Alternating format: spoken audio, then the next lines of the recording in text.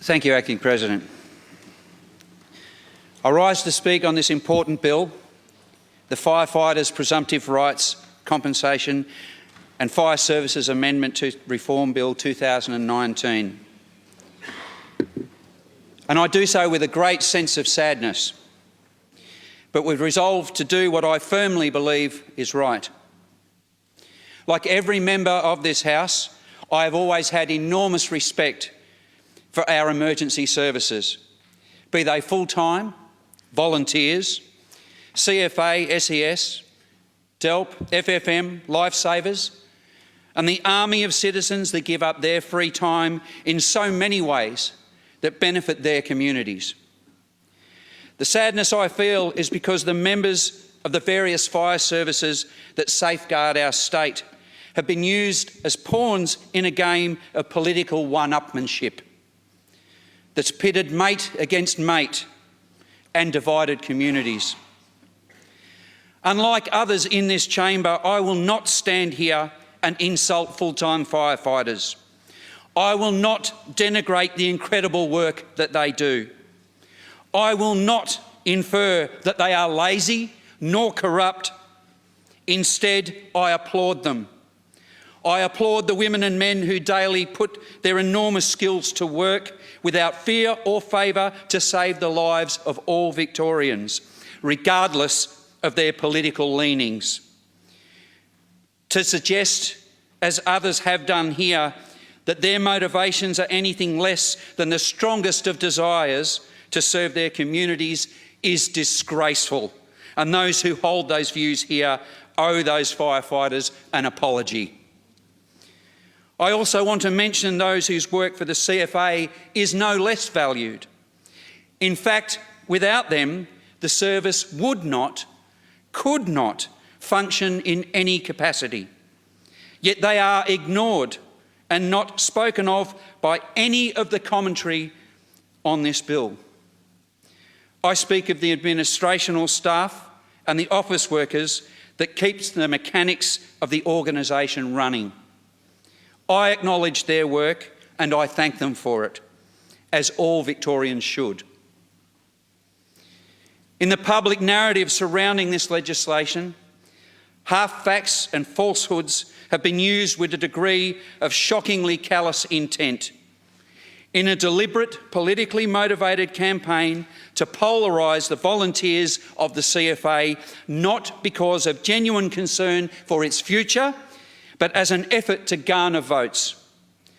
Some may think my view of that situation is cynical, but this is what I have observed, what I have heard from speaking to volunteers, career firefighters and members of rural communities. They feel that on this issue they have been unnecessarily divided, pitted against each other by those that pull the strings. The issue of fire service reform has also been used as a federal campaign tool, with party volunteers at poll booths wearing T-shirts bearing CFA logos, backing one party over another and falsely giving voters the impression that theirs was the position of the organisation. Only they weren't even members or volunteers of the CFA, nor is this issue a federal one. I will not deny that I have devoted a great deal of my thoughts to this legislation, even from the first day that my election was confirmed. And I have, as I suspect is the case with my fellow crossbench members, been sought out and met with by various representatives of both sides of the argument, all with good, solid arguments as to why we should support their position. I cannot speak for my colleagues, but I decided that I didn't know enough and needed more information so as to make that decision that, on balance, I believe was right. That ultimately would do what was required to guarantee the community a modern, well-staffed, well-trained fire service across the state, equipped with every resource needed. In this search for information, I have spoken with volunteers and full-time staff, lobbyists from both sides, and I went back over the arguments from the previous attempt to pass reform to the fire services. I also referred to the findings of every inquiry and government response conducted into reform following the Black Saturday tragedy and others that have occurred since. I don't know of how many people have sat through and read through all volumes of that report, or sat down and watched the DVD of the victims' statements. I sat down and I had a cup of coffee with a full-time CFA member who was on stress leave with his family, whose children who had been harassed at school by both their classmates, but more distressingly by their classmates' parents.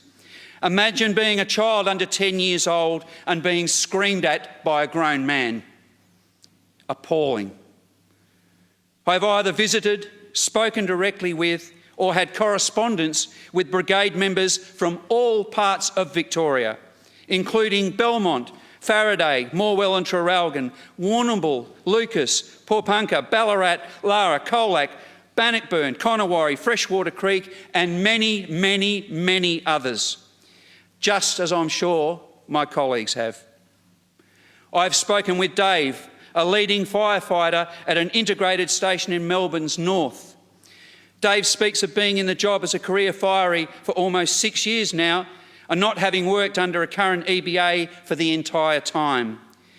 He says it's like living on a month-to-month lease in your own home. He talks of the stress of working in a job where you literally put your life on the line for the community, only to be used as a political football.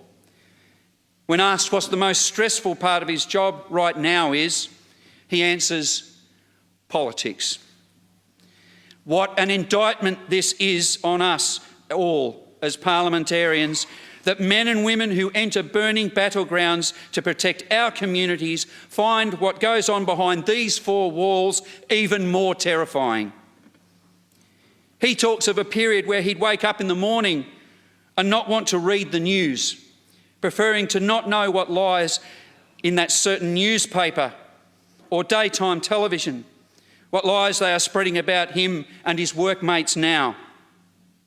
Like the front page story, where they tried to claim that under their new agreement, firefighters would get 196 days of leave a year, failing to mention that in order to do that, they would need to do all of the following in a single year: take all of their annual leave, have a baby, adopt a baby, care for a seriously ill loved one, enrol in the Army Reserve, become a union delegate, have a death in the family, go on 10 days jury duty, engage as a volunteer during a natural disaster, be a victim of family violence, commence study approved by the MFB, and also identify as an Aboriginal or Torres Strait Islander, all at the same time. It's a perfect example of how the community has been taken for a ride on this legislation by certain political parties and news rags. Dave says fire services reform is something that's been discussed long before he joined the job. There is 150 years of firefighting history in Victoria for them to learn from. This is a rare and unique opportunity to take what we know and modernise the service, something that is adapted not just for the current day Victoria, but to set the foundations for the Victoria of the future and the new challenges that await it around the corner. The area that Dave works in was once, for the most part, vast farmland. It is now a large and populous town that continues to develop. But they continue to work under the original documentation set out more than 60 years ago.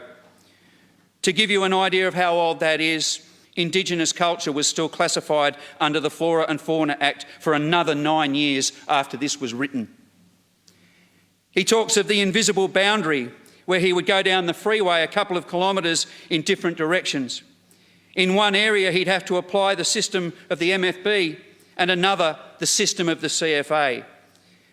This ring encircles all of Melbourne, cutting through what was farmland when it was set, but now zigzags through the middle of many of Melbourne's most populous suburbs, that everyone in this room would classify as Melbourne, not the country area of Victoria. This boundary is something that will be dissolved under this legislation, bringing down that wall, giving the community the benefit of a united unified, modern-day service that can provide fast and effective care without having to barrel through different organisational procedures based on which side of the road you live on. Stressing that the current interagency response in these areas adds more complexities and issues to an already difficult and challenging emergency situation. He also says if you talk to fireys 30 years ago and told them they'd be doing EMR, road crash rescue, and responding with Ambulance Victoria, they would say, "What's that?" Yet they are now doing exactly that. Their role in the community is ever-changing and growing, but their service struggles to keep up as it has not been adapted to best prepare them for it. Dave talks of the real-life impacts the presumptive legislation will have on him and his comrades. He says he and his colleagues spend their time helping people on what is often the worst day of their lives, and presumptive legislation is there for their own worst day. It's the least that we can do for them. Firefighters are one of the only workforces I can think of that are fighting to do more work, to be able to use and expand their skills to help more Victorians in their time of need. We've been chasing our tails trying to keep up with a fast-moving state, and it's time to get on the front foot with this legislation. Dave has a message for some of the politicians in this chamber, and that is, people don't understand our job very well. We work hard. We put ourselves in traumatic and dangerous situations for the protection and betterment of our fellow Victorians. We miss out on precious time with our families and friends due to the toll of shift work. He wants you to know he could make more elsewhere, but he does this job because he loves it. He wants to protect you and your families. Now it's your turn to provide him and his colleagues the safest and most efficient workplace possible. It was wonderful to do a tour of Dave's station, learn about his work and hear about the good relationship, and I stress that, the good relationship between the career and volunteer firefighters. Thanks for sharing your story with me, Dave. In my visits to regional councils and conversations with their communities, I asked what they thought, and they were truly divided. Though most who were against were often just worried about change itself. I understand that because they feel that something that has been theirs for so long, that they are so invested in, to them now somehow suddenly seems under threat, that somehow it will be taken from them and that their role, their expertise and time will somehow be devalued or diminished. To my mind, that is simply not the case. And every inquiry, every ounce of research I have done confirms that view. Here are a few quotes from both volunteers and experts. A volunteer from Cranbourne in submission 1578 has said, quote, "There has been a commentary that this reform is tearing apart the CFA, breaking up CFA, puts lives at risk as thousands of volunteers will leave and surge capacity is destroyed. This is alarmist, irresponsible and untrue. As a volunteer officer of one of the CFA impacted stations, I wish to reassure our community, Cranbourne CFA volunteers are going nowhere. We remain committed and will continue to serve our local community and the wider Victorian community with surge capacity under this reform." Another from Edith Vale in submission 769 had said, "The current operating structures are outdated, unable to adapt to change and based largely on emotions rather than facts and evidence. They do not provide the most effective fire and emergency service for the Victorian community. The standard of fire coverage for residents across outer Melbourne, metropolitan Melbourne and regional Victoria is inconsistent and is not one of the same standard of those that live within the current metropolitan fire district." Unquote. CFA volunteer from Mansfield in submission 1258 said, "The need for change was a long time ago. These reforms will not impact on Mansfield or the surrounding areas. I've read the facts of the government's proposed reforms, everyone wins. No volunteers displaced. Surge capacity stays as it is. There is a clear process for new permanent stations to be assigned." End quote. In a need for reform, Steve Warrington, CFA Chief Officer, said, "There is no doubt this sector needs reform. We are living in the 1950s here. If I have not been clear, let me be really clear. This sector, including CFA, needs reform. We have two organisations with career firefighters with different recruitment, different development and different training. I can tell you that it is this bizarre in Victoria, and I'm probably embarrassed to put it into the public space, that we put up ladders differently. We do stuff differently. That is not good enough. That is not in the best interests.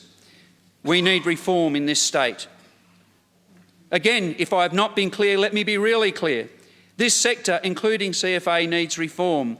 I am an advocate for reform for the aforementioned reasons. Bring on the reform, give us independence, give us an autonomous, independent fire service, and we will kick you goals to say, hey, this will be the best fire service in the country. Yes, I am a proud, parochial, passionate CFA person, but let's get on with it. Let us get this behind us and let us get on with it. End quote.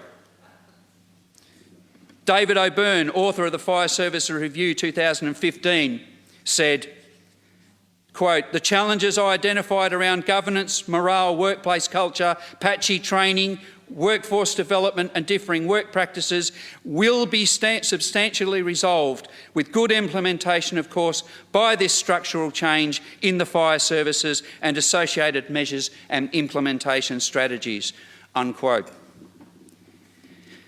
Before I finish, I want to make one thing abundantly clear.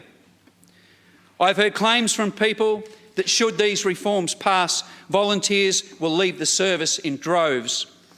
Let me assure you, those I have taken advice from feel greatly aggrieved that such a thing could be said of them after their years of commitment to their communities, that they would now abandon their friends and neighbours in a crisis. They are rightly insulted by these allegations.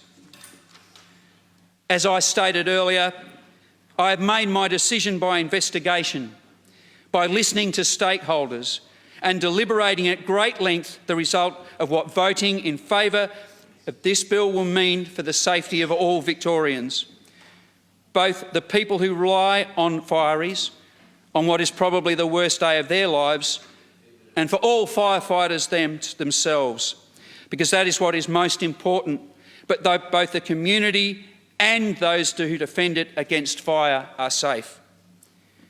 My decision has been guided by that premise, not for political gain for myself, not by ideologically driven agendas that sees one side of politics pitted against the other, seeking a victory at all costs, neither by a well-intentioned but misplaced sense of ownership, but whether what can be delivered by these reforms is a better modern model of fire response that keeps pace with our ever-growing and changing population.